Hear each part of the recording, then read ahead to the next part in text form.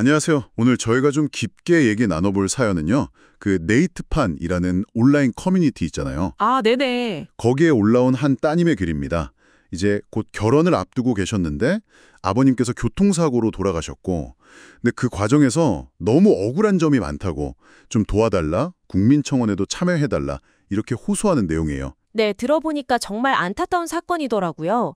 이게 작년, 그러니까 2024년 12월 26일 밤 10시 조금 넘어서 일어난 일인데요. 네. 글쓴이 아버님께서 출장지에서 저녁 식사하시고 산책 중이셨대요.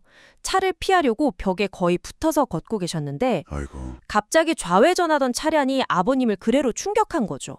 근데 부딪히고 나서도 차가 바로 안 멈췄다고 해요. 근데 여기서부터 정말 좀 뭐랄까 이해하기 어려운 부분들이 시작되죠. 맞습니다. 사고를 낸 운전자가요. 사고 직후에 119나 경찰이 아니라 자기 사위한테 먼저 전화를 걸었다는 겁니다. 네. 사위한테요. 아버님은 쓰러져 계시는데. 네, 그냥 그대로 두고요. 더 이상한 건 그러고 나서 현장 뒤편에 있는 강가로 내려가서 물을 떠마시고 다시 담을 넘어 올라오고 이걸 CCTV 보니까 6번이나 반복했다는 거예요. 6번이요? 아니, 사고 현장에서요? 네, 그러면서 경찰 조사에서는 차에 사람을 친 줄 몰랐다 이렇게 진술했고요. 아, 이게 좀 납득이 잘 안 가는데요? 그럼 신고는 언제 한 건가요? 잠시 뒤에 이제 가해자 가족들이 현장에 도착을 했고요. 가해자 아내가 쓰러진 아버님 맥을 짚어보고 나서야 그제야 사위가 119에 신고를 했다고 합니다. 맥을 짚어본 다음에요? 네. 그래서 구급차가 도착한 게 사고 나고 무려 23분이나 지난 밤 10시 25분이었어요. 23분. 와, 정말 그 시간이면 생사가 갈릴 수도 있는 시간인데. 그렇죠. 심지어 그 글에는 가해자 아내가 남편을 다시 그 강가로 데려가서 물을 또 마시게 했다는 주민 증언도 있다고 적혀 있어요. 네. 근데 그 물이 굉장히 좀 오염된 물이었다고 하고요. 참 이상하네요. 근데 그 골든타임 말씀하셨는데 병원은 근처에 없었나요? 그게 더 안타까운 지점인데요. 사고 현장 바로 근처에 걸어갈 수 있는 거리에 응급실이 있는 병원이 2곳이나 있었대요. 아, 정말요? 네. 그런데 이 신고가 늦어지는 바람에 아버님께서는 거의 22분 동안 제대로 숨도 못 쉬시고 결국 골든타임을 놓치신 거죠. 병원으로 옮겨졌지만 결국 돌아가셨고요. 글에 보면 담당 주치의나 다른 전문의들도 초기 조치만 빨랐다면 뭐랄까 결과가 좀 달랐을 수도 있다 이런 소견을 보였다고 해요. 만약에라는 그 가정이 유족들한테는 정말 큰 고통일 거예요. 그렇죠. 그런데 가해자 부부의 배경을 보면 또 의문점이 생긴다면서요? 네, 맞아요. 가해자가 화순군 공직에서 수십 년 일하고 4급 공무원, 그러니까 보건소장으로 퇴직한 분이고요. 아, 보건소장님이요? 네, 그리고 아내는 대학병원 간호과장이었다고 합니다. 간호과장님이요? 그러면 두 분 다 응급상황에 대해서는 누구보다 잘 아실 법한 위치인데. 그렇죠. 그래서 더더욱 사고 직후에 그 행동들이 이해가 안 가는 거죠. 왜 즉시 구조 요청을 안 했는지. 아, 그리고 글쓴이는 CCTV에 가해자가 손에 묻은 걸 벽에 닦는 듯한 모습도 포착됐다고 주장하고 있어요. 손에 묻은 걸 닦는 모습이요? 참.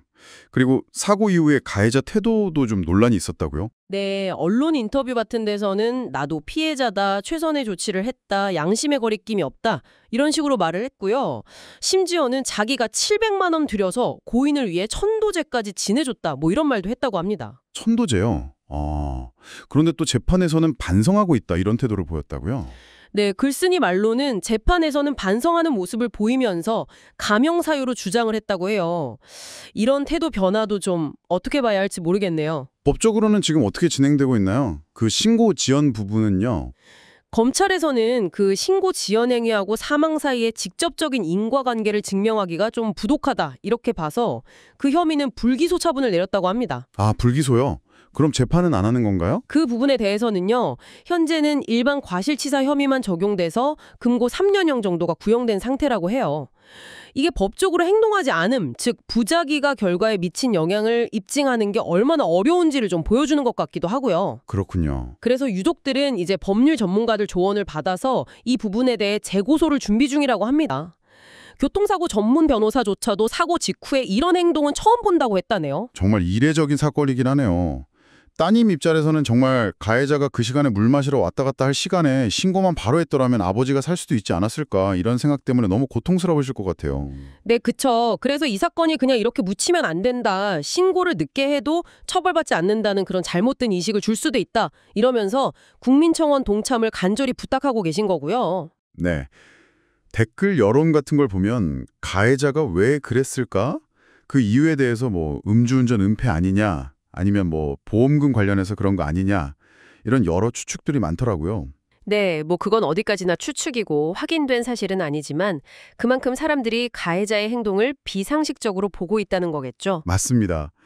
중요한 건 어쨌든 명백한 사실, 그러니까 사고 후에 즉각적인 구조 노력이 없었다는 점, 그리고 그로 인해서 소중한 생명을 잃었을 가능성이 제기된다는 점, 그리고 남은 가족들이 지금 엄청난 고통과 억울함을 느끼고 있다는 점이겠죠. 네, 오늘 저희가 살펴본 이 글은 참 비극적인 사고 자체도 너무 안타깝지만 그 이후에 벌어진 이해하기 힘든 대처 과정들이 유족들에게 더 큰 상처를 주고 있는 그런 상황을 보여주고 있습니다. 네.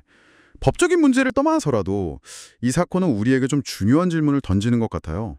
예상치 못한 사고 앞에서 특히나 관련 지식이나 경험이 있는 사람들이라면 과연 어떤 윤리적, 도의적 책임을 져야 하는 걸까요? 그렇죠. 그리고 어쩌면 생명을 구할 수도 있었을지도 모르는 그 행동하지 않음, 즉 부작위에 대해서 우리 사회는 앞으로 어떻게 책임을 묻고 또 정의를 실현해 나가야 할지 다 같이 좀 깊게 고민해 볼 필요가 있어 보입니다.